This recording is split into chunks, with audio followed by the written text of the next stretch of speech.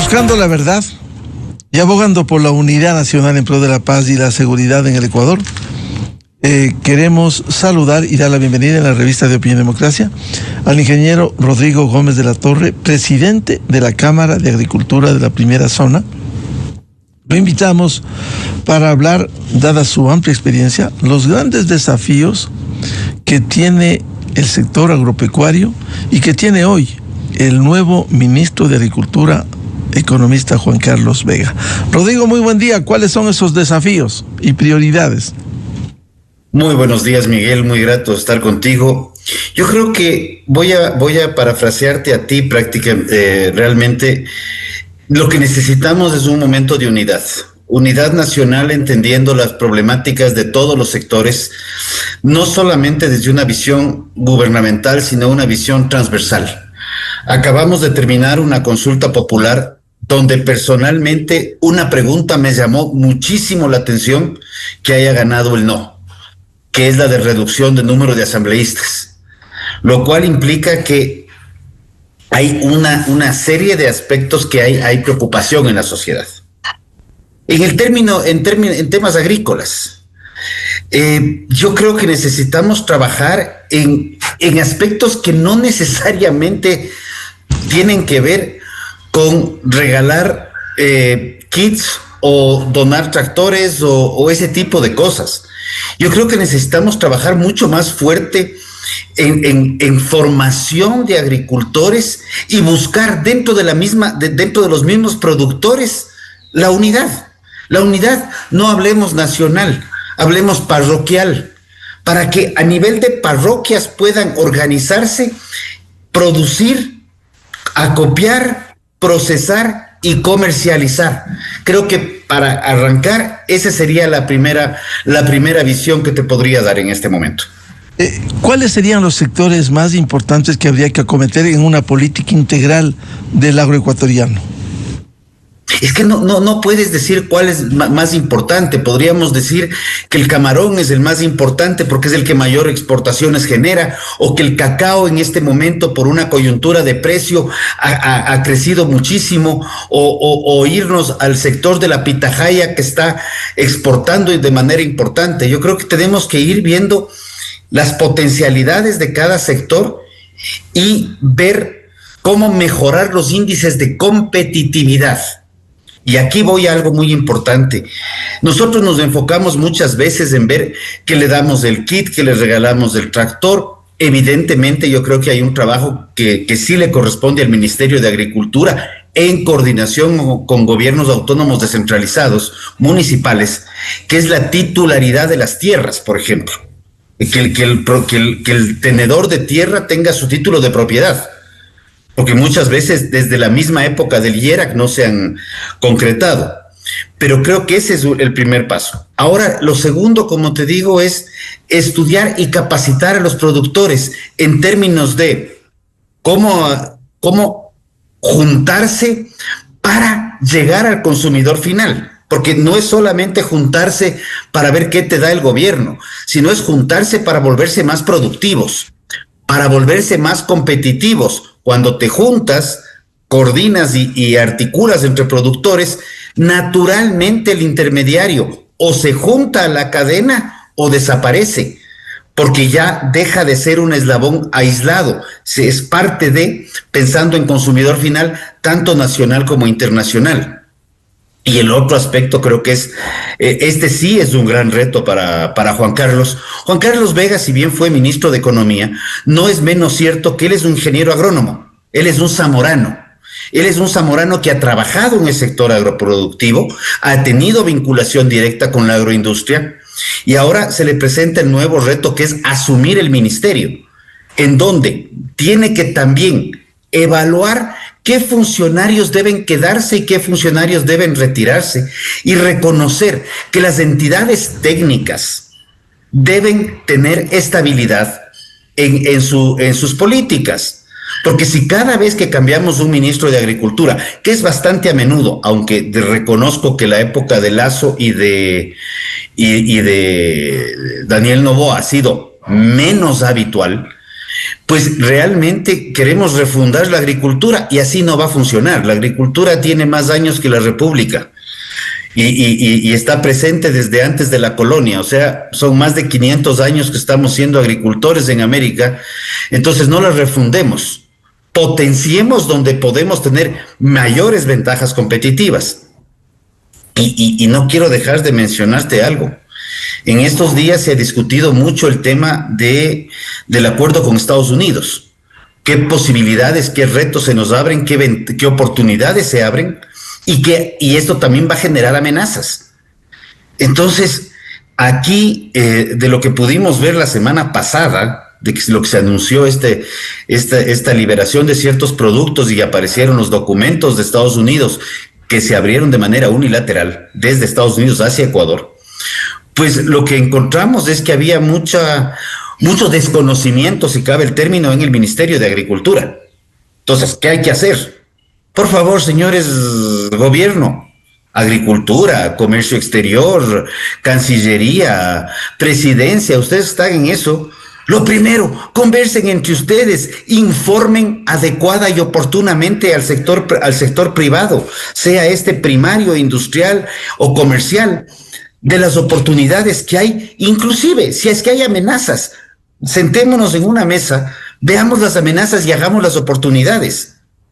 Yo creo que la comunicación del gobierno al interno, público, y cuando estén de acuerdo, público-privado, es fundamental para potenciar estas maravillas que tenemos en el Ecuador y principalmente en el sector agrícola, que nuevamente está demostrando que es el motor fundamental de la economía ecuatoriana. ¿Y cómo atender precisamente a la iniciativa privada, permitir, facilitar que avance en su crecimiento dentro del Producto Interno Bruto? A ver, yo creo que eso, más que permitir, es dejar de complicar. Me explico. Nos encanta tener reglas, normas, reglamentos, acuerdos, decretos, resoluciones, que ninguna o muy pocas favorecen la producción y la productividad. Todas tienen que ver con qué trámite adicional tiene que hacer el agricultor. Registrarse como agricultor en el Ministerio de Agricultura, ya, registro. Hay a gente que le ha tomado 6, 7, 8 horas poder registrarse. ¿Por qué tenemos que tener un trámite tan largo? Y además que el trámite en ese tema tan sencillo, ingresas los documentos en el sistema por 2 y hasta 3 ocasiones. La misma información. Sistematicemos. Necesitamos información. Que el ministerio se dedique, en vez de regalar 1.200 tractores, con todo el respeto al ministro y al actual, al anterior, a quien le tengo un gran aprecio, a Danilo, y le agradezco el espacio que pasó en Agricultura, porque él dejó sus actividades personales por esto, y a la Presidencia de la República, ¿por qué no nos enfocamos en el Censo Nacional Agropecuario, que se viene hablando desde hace décadas? De hecho, el último censo fue en el 2000, debió haberse dado... ¿25 años sin censo agropecuario? ¿25 años sin censo? ¿Y qué es el censo? El censo simplemente nos permite identificar dónde estamos y a dónde vamos. El INEC, a través de la encuesta de superficie y producción agropecuaria continua, SPAC, realiza unos muestreos y hace unas proyecciones que ya están deformándose. Algo se corrigió en el 2014. Ahora tenemos que volver a corregir o hacer un censo. En el caso de Imbabura, para mí es un caso muy emblemático, y el caso de Loja. En el caso de Imbabura, en algún año reportaban 2.300 a 2.500 hectáreas de caña de azúcar, por ejemplo. Imbabura, solamente dentro de la estructura que maneja el Ingenio Azucarero del Norte y ANSEM, que tiene un azúcar de alta calidad, por cierto, está manejando 4.000 hectáreas. Entonces, preguntemos a los que están en el negocio.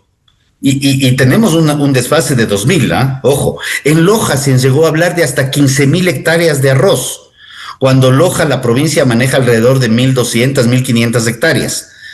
Entonces, en el caso de ganadería, tenemos el proceso de vacunación contra la fiebre aftosa que se lo realiza cada año en agrocalidad como ente competente. Y el desfase que hay entre agrocalidad y el INEC en el tema ganadero, por las proyecciones estadísticas, es de más o menos 1 millón y pico de animales. O sea, alrededor del entre el 20 y el 25%. Entonces, sí necesitamos información y capacitación.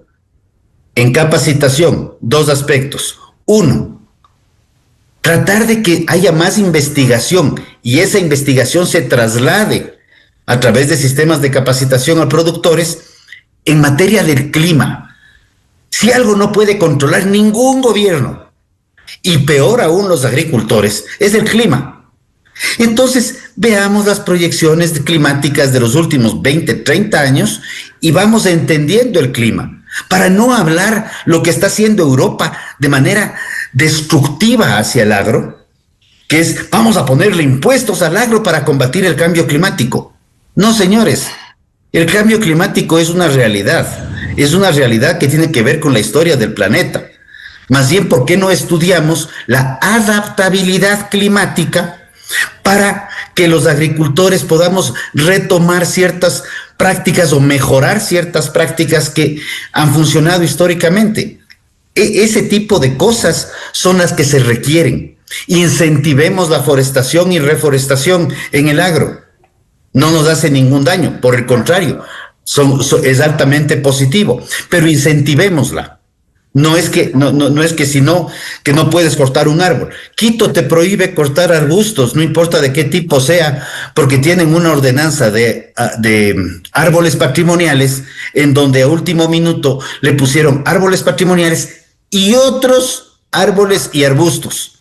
Entonces, si quieres podar la rosa de tu casa, por poco tienes que ir a pedirle permiso al municipio de Quito.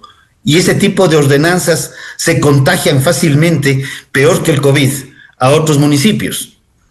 Yo creo que necesitamos facilitarle la vida al agricultor, que ya con el clima la tiene complicada. Que el gobierno no nos complique más. Eso sería maravilloso.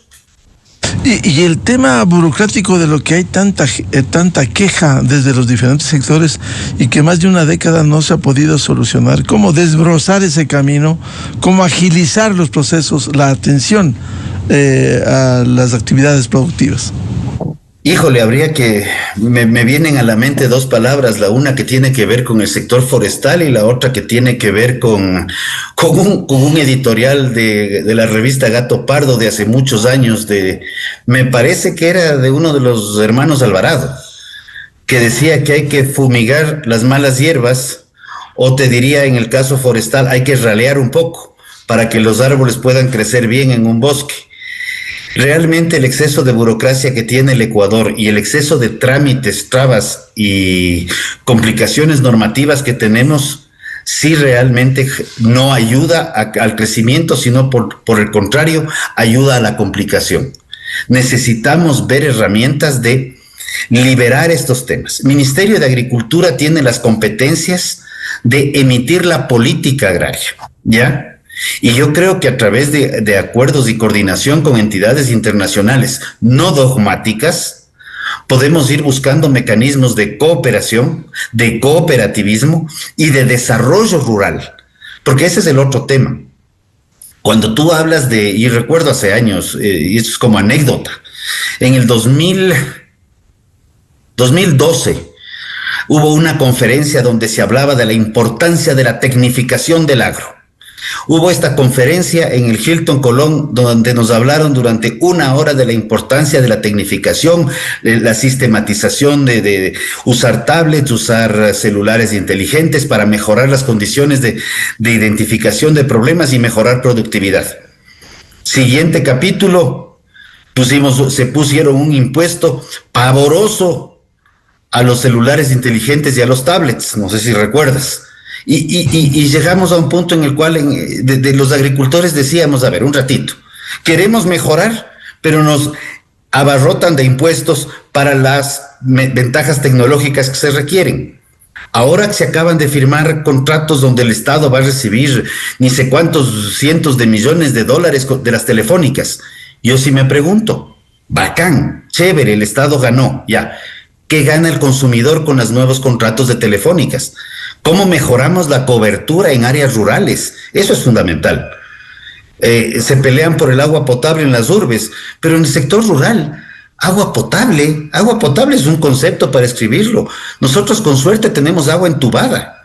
Y depende en la gran mayoría de las comunidades y las comunas hacer que esa agua entubada se vuelva agua segura. Y eso puede ser a través de capacitación y formación.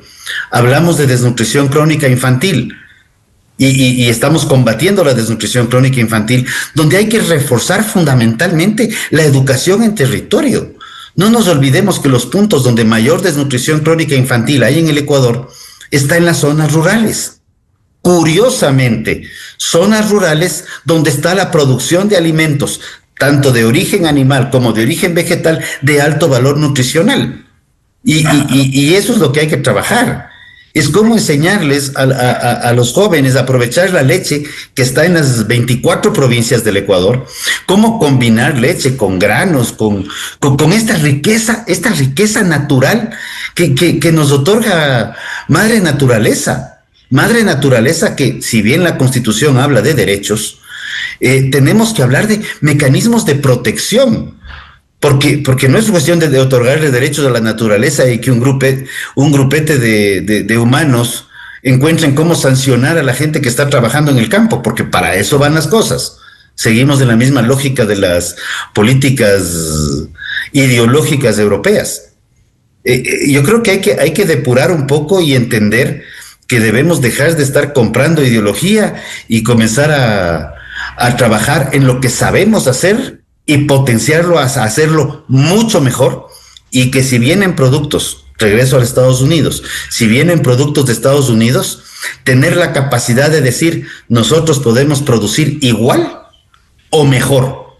Y si por volumen, por espacio de físico, no podemos equipararnos en costo, pues tener productos de alto valor diferenciador, como el caso del cacao fino de aroma, particularmente. O sea, si vamos a competir en cacao con Costa de Marfil, no estamos en el negocio, pero si vamos a competir con cacao fino de aroma o con un CCN 51 mejorado, recuperando los aromas, pues también podremos hacerlo. Vamos a ir a una cadena oficial y vuelvo con el presidente de la Cámara de Agricultura de la Primera Zona, ingeniero Rodrigo Gómez de la Torre. Quiero dejarle planteada una inquietud: ¿cómo pasar de la producción primaria en el país a la industrialización de los productos? Vamos a la cadena. A continuación, XFM se une a una cadena nacional.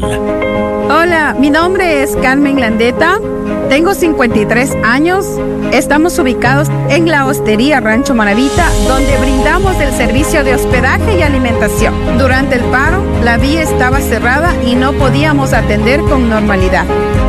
En otras ocasiones nos ha costado mucho reactivarnos, pero gracias al incentivo Emprende hemos logrado cubrir los gastos de nuestro negocio. Con este apoyo económico de $1,000 sentimos el respaldo de un gobierno que se preocupa. Eso antes no pasaba. Gracias a nuestro presidente, Daniel, seguiremos firmes con Novoa. Esta fue una cadena nacional. La revista de opinión Democracia, buscando la verdad en todas partes.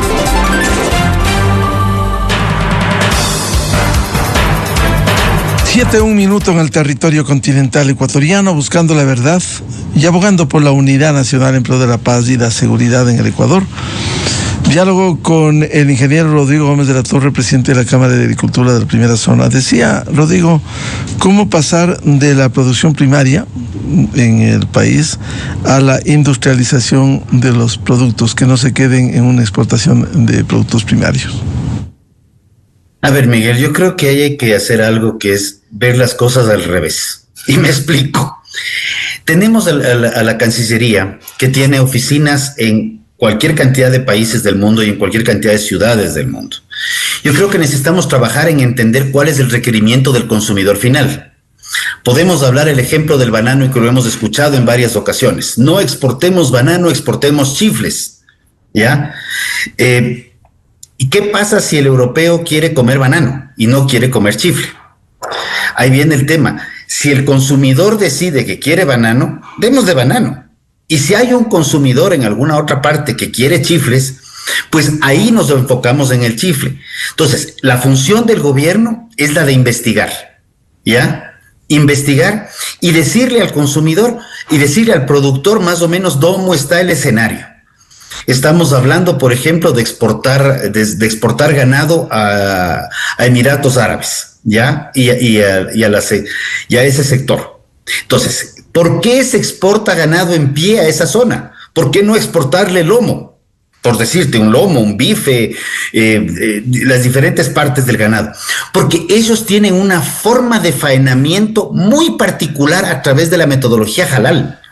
Entonces, ellos prefieren ellos mismos despostar, faenar su ganado, y por eso es que Colombia abrió esta puerta hace varios años y ha permitido exportar ganado hacia los países árabes, y no solamente le permitió exportar, abrió la puerta para una mejora interna en lo que tenía que ver con reproducción, sanidad y un cumplimiento de normativa, que a diferencia de lo que se creía, que iba a desaparecer la ganadería y las voces en Colombia eran apocalípticas, la ganadería en Colombia ha crecido en varios millones de animales en estos últimos años.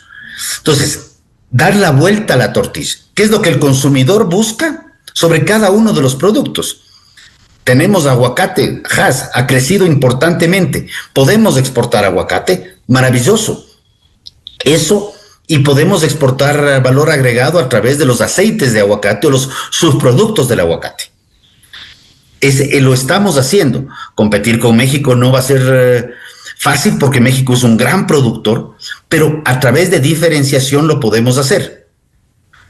Y el caso de Europa, por ejemplo, ellos son grandes productores de queso. Y en el Ecuador estamos produciendo y exportando, aunque sea en pequeñas cantidades, un queso que se llama el queso azul andino. Entonces, el europeo, obviamente, Francia va a ser el primer productor mundial de queso azul. Ellos lo crearon. Pero el queso azul andino, que te cuenta una historia, que te habla de la importancia de la leche de 3.000 metros sobre el nivel del mar, donde hablas de procesos de trazabilidad, buenas prácticas agropecuarias, etcétera, etcétera, etcétera. Eso, por más que Europa quiera producirlo, no lo va a producir, porque no tiene esas condiciones de altitud que aquí en el Ecuador sí las tenemos. Entonces, cuando hablamos de valor agregado, hablamos de lo que pasa en cacao. Cacao exportamos pasta y tenemos una empresa que se ha posicionado mundialmente con chocolate. Pero también hay chocolateros que quieren chocolate y ahora quieren chocolate con sello libre de deforestación. Chocolate orgánico, por un lado. O imagínate un chocolate orgánico de aroma con el sello de libre deforestación. Entonces, ese tipo de cosas también son valor agregado. No es solamente la parte industrial. Y creo que el Ecuador ha crecido en ese ámbito bastante.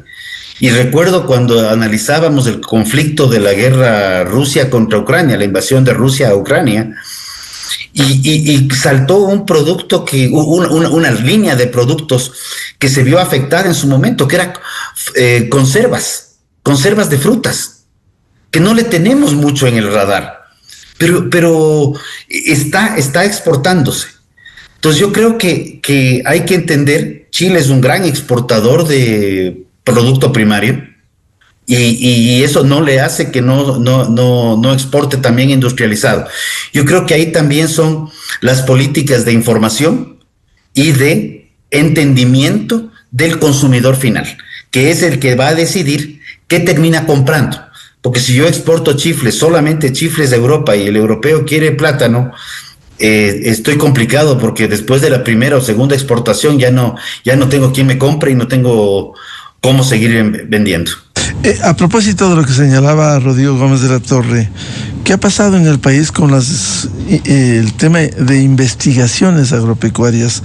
¿Qué pasó finalmente de lo que fue un ícono, el INIAP, y la generación de nuevas semillas? ¿Qué ha pasado en ese aspecto?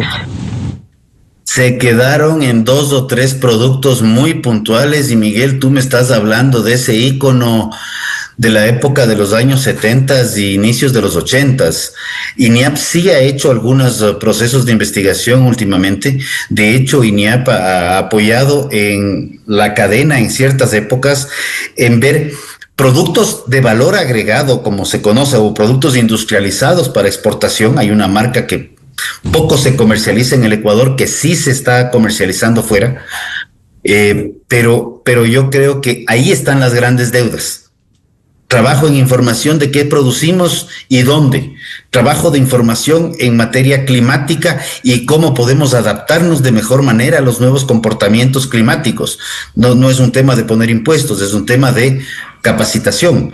Y tercero, el buscar mecanismos sólidos para ver cómo desarrollar nuevos productos de manera coordinada con los requerimientos del consumidor final, tanto inclusive no solamente al exterior, sino desde el interior.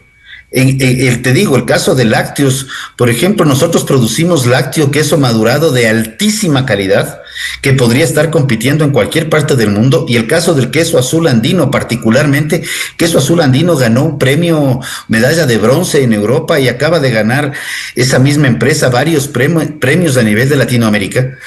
Y sin embargo, cuando se negoció el acuerdo comercial con Europa, pusimos un periodo de desgravación de 17 años. Esto entró en vigencia en 2017, o sea, todavía estamos en largo trecho para poder exportar quesos diferenciados y de alto valor a Europa. Y cuando los acuerdos comerciales, por eso yo he sido siempre favorable a los acuerdos. Y recuerdo en diciembre del 2016, precisamente sentado en esta emisora, no hablábamos de virtualidad en esa época, y cuando Gonzalo me preguntaba, ¿y cuáles son las amenazas? ¿Y qué productos son los más amenazados? Yo le decía a Gonzalo, la realidad es que todos y ninguno. Se me queda viendo con cara de diciendo, a ver, explícame, porque o todos o ninguno. Le digo todos, porque si le vemos solamente las amenazas, todos los productos están amenazados, pero si le vemos como oportunidades, la actitud del productor, la actitud del empresario va a ser el que va a marcar la pauta. Yo me acuerdo cuando se hablaba de que era imposible exportar pollo o cerdo. Ahorita, aunque sea en pequeñas cantidades, estamos exportando a Centroamérica, estamos exportando a otras latitudes. Entonces, yo creo que el Ecuador ha demostrado su capacidad agroexportadora o exportadora de productos del agro, porque incluyo los productos de origen animal, pero te hablo desde la época de la colonia, cuando exportábamos lana de altísima calidad a Inglaterra, y ya en época de república, el cacao, la cascarilla, hemos exportado el banano, hemos exportado pitahaya, flores. Flores es un producto del agro espectacular que sigue creciendo y sigue con una diferenciación importantísima en variedades, en duración de flor, y se sigue adaptando a los requerimientos y exigencias del mercado. Creo que ese es un ejemplo digno de seguir y de reconocer. Ahora, las oportunidades que se abren a propósito de las relaciones con los Estados Unidos, Rodrigo, cuando el gobierno americano resolvió reducir los aranceles que los había subido al 15%, y ahora se abre a productos importantes, por ejemplo, el banano. ¿Cuál es esa perspectiva en esta relación? A ver, yo creo que esta perspectiva se han levantado alarmas ya, como mencionaba, porque podrían venir ciertos productos de Estados Unidos al Ecuador, y Estados Unidos ha puesto nuevamente en blanco y negro cuáles son los irritantes. Ya estamos justamente conversando con algunos gremios, algunos sectores sobre este tema, pero creo que ya es hora de ir viendo que había irritantes, como los llama Estados Unidos, que estaban observados por la Organización Mundial de Comercio, y que el Ecuador ha inobservado las recomendaciones de ser modulados y modificados. Creo que este es un momento interesante porque Estados Unidos es uno de los principales mercados que tenemos para nuestra producción, Y mucha de la producción que tenemos acá no se produce en Estados Unidos. O sea, ni siquiera es que vamos a competir con productos de allá, sino vamos a otorgar productos. Me preocupa qué pasa con el brócoli. Me preocupa qué pasa con las flores. Yo creo que hay que seguir puliendo, porque lo mejor que nos puede pasar es un acuerdo bilateral ya formal, para ir liberando aranceles de manera transversal. Y sí quiero decir claramente, y eso sí es un mensaje claro al gobierno desde la Presidencia de la República y a todos los ministerios, el agro no es moneda de cambio. El agro no es moneda de cambio. No podemos jugar, yo te doy, yo te quito arancel aquí y tú me quitas acá. Yo creo que debemos buscar el mejor acuerdo posible, y creo que tenemos capacidad de negociarlo y reconocer que el peor acuerdo que podemos tener es lo que hemos vivido con Estados Unidos, que es la falencia y la carencia de tener un acuerdo comercial. Un acuerdo tenemos que negociarlo técnicamente. Ningún acuerdo es malo per se, si no tenemos que negociarlo. Y si hay productos más sensibles, yo personalmente no creo en las exclusiones. Yo estoy fiel convencido de la capacidad de los ecuatorianos, y creo que si hay productos más sensibles, definamos un plan de desgravación a 5, a 7, creo yo que máximo 10 años plazo, en donde nos decimos, ok, en 10 años ya tenemos arancel cero, pero mientras tanto, en esos 10 años, comenzamos a trabajar cómo es lo que el sector requiere para cubrir las necesidades del consumidor en Estados Unidos, en este caso particular, para subsanar estos temas, reconociendo que el consumidor va cambiando sus costumbres cada vez más rápido. Entonces, yo creo que por ahí es el tema, y obviamente mientras más acuerdos tengamos, mejor nos va a ir. Perú creo que, aunque algún momento le escuché al presidente un poco incómodo por los ejemplos de Perú es un gran ejemplo de lo que se tiene que hacer, y en donde hablemos más de economía, hablemos más de producción, hablemos más de empleo, y no estemos hablando tanto de política. Y el otro aspecto que lo dejo como cuña comercial, la formalización de los sectores rurales, que tanto también he escuchado a varios sectores hablar, que necesitamos formalizar. Entonces nos vamos a conversar con el SRI, vamos a hablar con la entidad 1, la entidad 2, la entidad 3. La formalización no se va a dar desde el gobierno. La formalización se va a dar desde el mercado. Mientras más consumidores quieran un producto, mientras más informado esté el consumidor final, más necesidad tendrá la industria, de la rama que sea, de comprar más productos. Y con eso vamos a llegar a un mejor nivel de formalización, encadenando la producción. No funciona de arriba para abajo. De arriba para abajo, poner multas, sanciones y castigos a los productores, lo que hace es fomentar la informalidad. Y lo hemos vivido 20, 30, 40 años. Y dejarnos de la bonocracia, y comencemos a trabajar en la meritocracia del agro, creciendo, produciendo y entendiendo los retos que nos ponen todos los días los consumidores, tanto nacionales como internacionales. Bien, como siempre, muchas gracias por atender a la revista de Opinión Democracia al ingeniero Rodrigo Gómez de la Torre, presidente de la Cámara de Agricultura de la Primera Zona. Seguiremos hablando más adelante cuando el flamante ministro Juan Carlos Vega delinee las políticas, que será importante comentarlas, y le convocaremos, Rodrigo. Estaremos prestos, Miguel, pero el agro tiene, como dije, cientos de años trabajando. No vamos a refundar el agro con cada ministro. Tenemos que empujar lo que tenemos y potenciarlo. Muchísimas gracias y un fuerte abrazo a todos.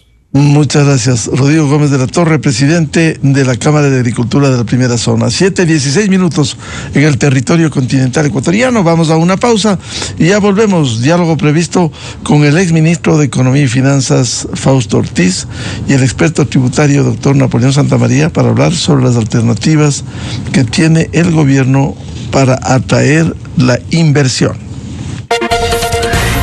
Desde 1984 con Gonzalo Rosero. La revista de Opinión Democracia. Siempre líderes, siempre confiables.